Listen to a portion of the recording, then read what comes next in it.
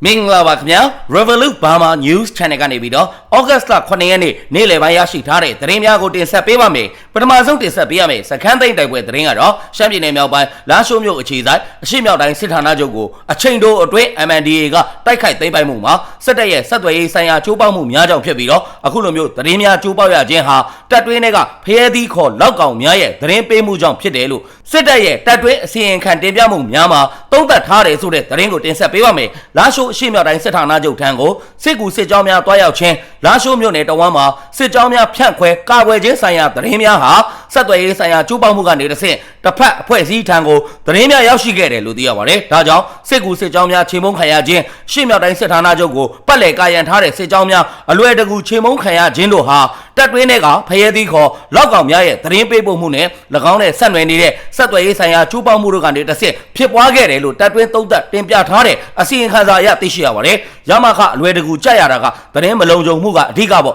သတင်းမလုံခြုံတာကနံပါတ်1ကတော့တပ်တွင်းဖျဲသီးတွေရဲ့သတင်းပေးမှုအဲ့ဒီနောက်ကဖျဲသီးတွေကသတင်းပေးလို့ဆက်သွယ်ရေးကိုရက်ကျိုးပေါက်မှုထပ်ဖြစ်တယ်လို့သုံးသပ်ထားတယ်။တန်ရမ်းမှာအင်အား400လောက်ရှိတဲ့စစ်ကူစစ်ကြောင်းချေမှုန်းခံရတာလဲသတင်းတွေကျိုးပေါက်လို့ဖျဲသီးကသတင်းပေးလို့တိုင်းမှုနဲ့စစ်အရာရှိတွေအဖမ်းခံရတာလဲသတင်းကျိုးပေါက်မှုအဓိကလို့သုံးသပ်ပါတယ်။ဒါနဲ့ပတ်သက်ပြီးတော့လဲစင်ကဲတက်တွဲအရေးယူမှုတွေလုပ်နေတယ်ထပ်ပြီးတော့လဲလာအောင်မယ်လို့စစ်ဘက်သတင်းအရေးမြစ်ကပြောဆိုထားပါတယ်။ရှမ်းပြည်နယ်မြောက်ပိုင်းလာရှိုးအခြေစိုက်ရှေ့မြောက်တိုင်းစစ်ဌာနချုပ်ကိုစစ်ကောင်စီကလက်လွတ်ဆုံးရှုံးရပြီးတဲ့နောက်မှာအမှတ်2ကာဆာထမှုဒုဗိုလ်ချုပ်ကြီးနိုင်ဦးနဲ့ကဆက်ညှော်မှုဗိုလ်ချုပ်ရဲမြင့်နိုင်တို့ကိုစစ်ကောင်စီကဖမ်းဆီးစစ်ကြောမှုများလှုပ်ဆောင်နေတယ်လို့သိရပါတယ်။ဒါအပြင်စစ်တပ်နဲ့ဝင်ကြီးဌာနများအတွင်းတွေကလျှို့ဝှက်သတင်းများကိုပြည်ပကိုပေါက်ကြားစေတဲ့ဖျဲသီးများကိုရှာဖွေဖော်ထုတ်ရန်လောက်ကောင်ရှင်းလေးရေးစီမံချက်ကိုချမှတ်ပြီးတော့ဖျဲသီးဆိုတဲ့စကားရက်အစားလောက်ကောင်လို့သုံးနှုံးရန်ညွှန်ကြားထားတယ်လို့သိရပါတယ်။အခုဖျဲသီးလို့မသုံးရတော့ဘူးလောက်ကောင်လို့သုံးနှုံးခိုင်းထားတယ်လောက်ကောင်တွေကိုရှာဖွေဖော်ထုတ်ရှင်းလင်းရမယ်ဆိုပြီးတော့အမိန့်ပေးထားတယ်လို့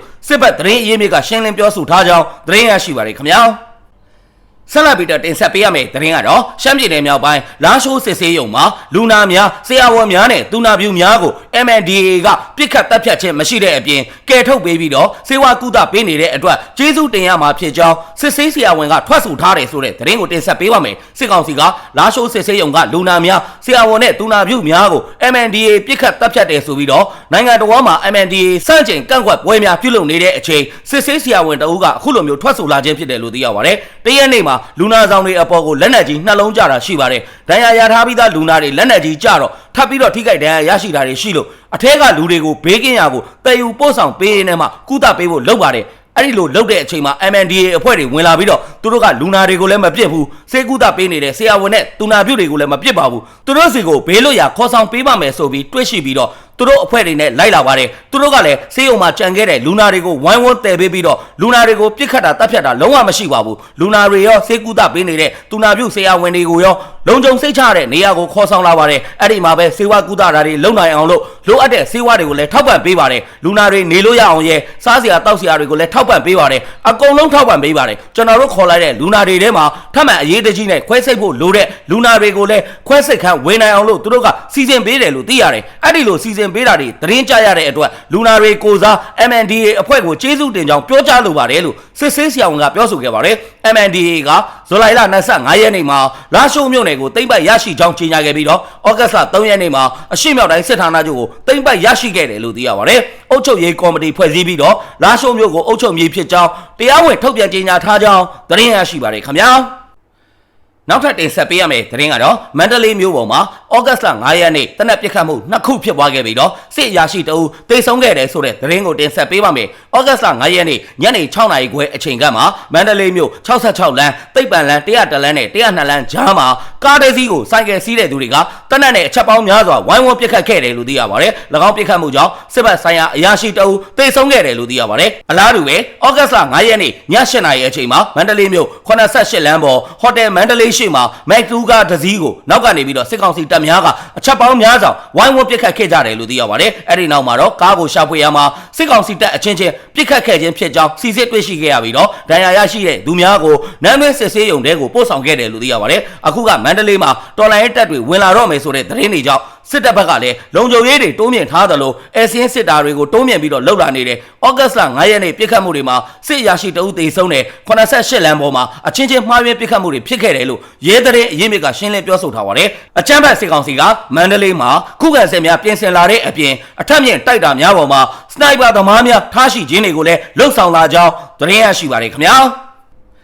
ဆက်လက်ပြီးတင်ဆက်ပေးရမယ့်သတင်းကတော့စစ်ရေးပြစ်မှတ်မဟုတ်ခြင်းနဲ့တိုက်ပွဲဖြစ်ပွားခြင်းမရှိတဲ့အရက်သားများနေထိုင်ရာလွတ်မြောက်နယ်မြေများကိုအာဏာသိမ်းစစ်ကောင်စီတပ်ကလေကြောင်းပစ်ခတ်မှုဇက်တိုက်ပြုလုပ်နေတဲ့အတွက်ဟန်တာပေးပါရန်တရုတ်နိုင်ငံနဲ့နိုင်ငံတကာမိသားစုဝင်များအားညီနောင်ဟာမိတ်၃ဘွဲ့ကတောင်းဆိုထားတယ်ဆိုတဲ့သတင်းကိုတင်ဆက်ပေးပါမယ်။ညီနောင်၃ဘွဲ့ဖြစ်တဲ့ကိုကန်တက် MNDAA တောင်းတက် TNL နဲ့ရခိုင်တပ်တော် AA တို့ကဩဂတ်စ်လ6ရက်နေ့မှာထုတ်ပြန်ထားပြီးတော့စစ်ကောင်စီတပ်ဟာတိုက်ပွဲစုံမဟုတ်တဲ့မြို့ရွာများကိုတိုက်လေရင်များနဲ့ဘုံကျဲတိုက်ခိုက်ကကြီးလေးတဲ့စစ်ရာဇဝဲမှုများကိုပြောင်ပြောင်တင်းတင်းကျူးလွန်နေတဲ့အတွက်အပြင်းထန်ကန့်ကွက်ရှုံချကြောင်းပြောဆိုခဲ့ပါတယ်။ဘုံကျဲတိုက်ခိုက်ပြီးတော့တိုင်းသားမိဘပြည်သူများကိုတပ်ဖြတ်နေတဲ့စစ်ကောင်စီတပ်ရဲ့စစ်ရာဇဝဲမှုကျူးလွန်နေခြင်းများကိုဝိုင်းဝန်းတားဆီးဟန့်တားပေးကြပါရန်ကိုလည်းအိန္ဒိယနိုင်ငံဖြစ်တဲ့တရုတ်ပြည်သူသမ္မတနိုင်ငံအားအဓိကထားပြီးတော့နိုင်ငံတကာမိသားစုဝင်များအားလုံးတို့ကိုအထူးယုံကြည်အားကိုးစွာနဲ့တောင်းဆိုတိုက်တွန်းအပ်ပါသည်လို့ထုတ်ပြန်ထားပါတယ်။တိုက်ပွဲဖြစ်ပွားခြင်းလုံးဝမရှိတော့တဲ့လောက်ကိုင်း၊သိန်းနီ၊ကွတ်ခိုင်၊နမ်ဆန်နဲ့မြောက်ဦးစတဲ့မြို့နယ်များမှာဒေသခံပြည်သူတွေတွာလာနေထိုင်ရာ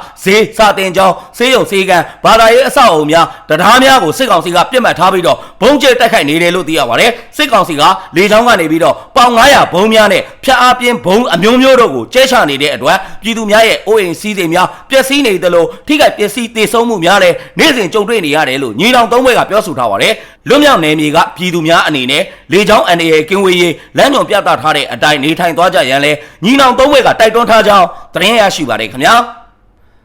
နောက်ထပ်တင်ဆက်ပေးရမယ့်သတင်းကတော့ရှမ်းပြည်နယ်တောင်ပိုင်းစီဆိုင်မြို့မှာတိုက်ပွဲများတကြောပြန်ပြင်းထန်လာပြီးတော့ပြည်သူများဟာထပ်မံပြီးတော့စစ်ဘေးတိမ်းရှောင်နေရတယ်ဆိုတဲ့သတင်းကိုတင်ဆက်ပေးပါမယ်။ဩဂတ်စ်လ3ရက်နေ့ရှမ်းပြည်နယ်တောင်ပိုင်းစီဆိုင်မြို့တိုက်ပွဲတွေပြန်လည်ဖြစ်ပွားနေပြီး1027ပထမပိုင်းပြီးတော့စီဆိုင်မြို့မှာတိုက်ပွဲဖြစ်ခဲ့တယ်1027ဒုတိယပိုင်းလာရှိုးမြို့သိမ်းပိုက်ခံရပြီးတဲ့နောက်မှာတောင်ကြီးမြို့ကိုသိမ်းမယ်ဆိုတဲ့စကားတွေကြောင့်ပို့အမျိုးသားလွတ်မြောက်ရေး PNL ဌာနချုပ်ကိုစစ်ကောင်စီနဲ့ PNA တွေကလက်နက်ကြီးတွေလေရင်တွေနဲ့ပစ်တာတွေကြောင့်တိုက်ပွဲတွေပြန်ဖြစ်နေပါတယ်။အရင်ကစီဆိုင်မြို့ရဲ့တိုက်ပွဲထဲမှာ PNL ကစီဆိုင်မြို့ကိုသိမ်းပိုက်လိုက်တာပို့ပြည်သူတွေနဲ့ပို့တန်ဃာတွေရဲ့တောင်းဆိုမှုကြောင့် PNL ကနောက်ဆုတ်ပေးလိုက်တယ်။ဒီတစ်ခါတော့ PNO ကနောက်တစ်ချိန်စော်ကားလာတဲ့အတွက်ကြောက်တလုံးကြီးမြို့အထိကိုတိုက်ပွဲတွေကျယ်ပြန့်မဲ့အခြေအနေရှိတယ်လို့ PNL ရဲ့သတင်းအရင်းမြစ်ကပြောဆိုထားပါတယ်။ဒါအပြင်ဩဂတ်စ်လ6ရက်နေ့မနက်ပိုင်းရှမ်းပြည်နယ်တောင်ပိုင်းစီဆိုင်မြို့အရှေ့ဘက်လွယ်ထွယ်ကျေးရွာ PNL တပ်များနဲ့စစ်ကောင်စီလက်အောက်ခံ PNO ပူးပေါင်းတပ်များကြားမှာတိုက်ပွဲများပြင်းထန်လာတဲ့အတွက်ပြည်သူများဟာထပ်မံပြီးတော့စစ်ဘေးတိမ်းရှောင်နေရကြောင်းဒေသခံသတင်းအရင်းမြစ်ကပြောဆိုထားပါတယ်။စောစောစီစီထမင်းဟင်းအောင်မချက်ရသေးဘူး။ရွာထဲမှာဝုန်းတိုင်းဆိုရင်တော့မှထပ်ပြီးတော့ပြေးနေရပြန်ပြီ။လူတွေကပစ္စည်းတွေအစင်းသင့်လှုပ်ထားရတာပေါ့။စီဆိုင်အနီးကကျေးရွာတွေကိုလည်းနေတိုင်းလိုလက်နက်ကြီးတွေနဲ့ပစ်ခတ်တာတွေရှိတော့စစ်ပြန်ဖြစ်တော့မယ်ဆိုတာကိုသိနေတယ်။ရွာတွေကဆက်နေတော့တရွာရှောင်လိုက်တိုက်ပွဲပြီးရင်ပြန်ငြိမ်လိုက်ဒီလိုဖြစ်နေတယ်လို့ဒေတာတွင်းသတင်းအရင်းမြစ်ကပြောဆိုထားပါတယ်။လက်ရှိစီဆိုင်မြို့အဝင်အထွက်ပြည်ထောင်စုလမ်းမကြီးကိုစစ်ကောင်စီရဲ့ခမရ4နဲ့4 4နဲ့3တပ်ကပိတ်ဆို့ထားပြီးတော့ဆက်သွယ်ရေးအင်တာနက်လိုင်းတချို့လည်းဖြတ်တောက်ခံထားရတယ်လို့သိရပါတယ်။ဩဂတ်စ်လ3ရက်နေ့ကလည်း PNL ဌာနချုပ်ရှိရာစီဆိုင်မြို့နယ်နဲ့မောက်မယ်မြို့နယ်ဇက်ကကဒူးကြီးကဌာနချုပ်ကိုလေရင်နဲ့3ကြိမ်လာရောက်ဘုံကျဲချခဲ့တယ်လို့သိရပါတယ်။ရှမ်းပြည်နယ်တောင်ပိုင်းစီဆိုင်ဟိုပုံပင်လောင်ညောင်ရွှေမြို့နယ်အတွင်းမှာစစ်ကောင်စီတပ်နဲ့ပိုးပြည်သူစစ်ပူးပေါင်းအဖွဲ့တွေက PNL တပ်ဖွဲ့များနဲ့တိုက်ပွဲဖြစ်ပွားနေဆဲဖြစ်တယ်လို့သိရပါတယ်။ရှမ်းပြည်နယ်တောင်ပိုင်းတိုက်ပွဲများကြောင့်စစ်ဘေးရှောင်လူဦးရေ63,600ဘေးလွတ်ရာကိုထွက်ပြေးနေရတယ်လို့ပိုးလူငယ်အစည်းအရုံး PYO ရဲ့စည်ရင်းများအရသိရှိရကြောင်းသတင်းရရှိပါတယ်ခင်ဗျာ။အခုလိုမျိုးမြန်မာတနိုင်ငံလုံးမှာဖြစ်ပွားနေတဲ့စီရေးသတင်းနိုင်ငံရေးသတင်းများကိုအချိန်ပေးပြီးတော့နားဆင်ပေးတဲ့အတွက် Revolut Burma News Channel ကနေပြီးတော့အထူးပဲကျေးဇူးတင်ရှိပါတယ်ခင်ဗျာ။